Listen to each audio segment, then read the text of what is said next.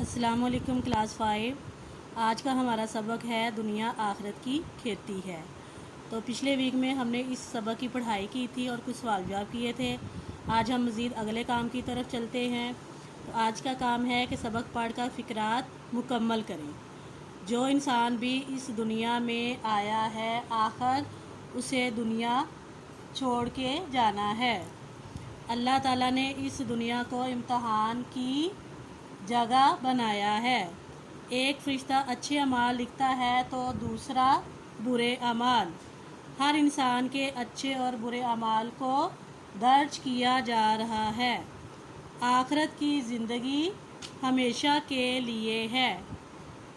اب ہم سوال جواب کی طرف آتے ہیں۔ آپ صلی اللہ علیہ وآلہ وسلم نے جنت الفردوس کی طلب کرنے کو کیوں کہا ہے؟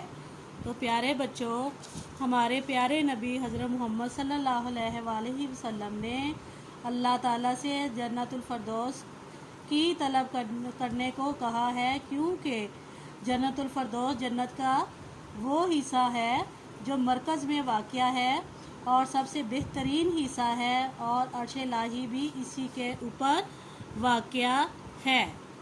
اگلا سوال ہے، قرآن مجید میں دنیا کی زندگی کو دھوکے کا سامان کہا گیا ہے۔ ارشاد باری تعالیٰ اور اس کا ترجمہ لکھیں۔ تو پیارے بچوں، قرآن مجید میں دنیا کی زندگی کو دھوکے کا سامان کہا گیا ہے۔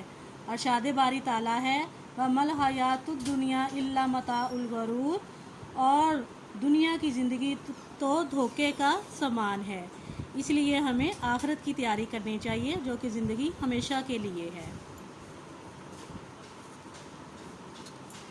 اگلا سوال ہے، نبی کریم نے جنت آخرت کی زندگی کے بارے میں کیا فرمایا ہے؟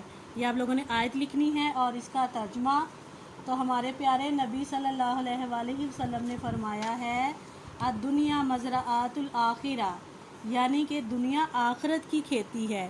آخرت کی کھیتی اس لیے کہا گیا ہے کیونکہ جو اعمال ہم دنیا میں کر رہے ہیں اس کا صلہ ہمیں آخرت میں ملے گا۔ اگر ہم اچھے اعمال کریں گے تو ہمیں جنت ملے گی، اور اگر ہم برے اعمال کریں گے تو ہمیں دوزخ میں ڈال دیا جائے گا۔ اس لیے ہمیں ہمیشہ اچھے کام کرنے چاہیے اور جنت الفردوس کی طلب کرنی چاہیے۔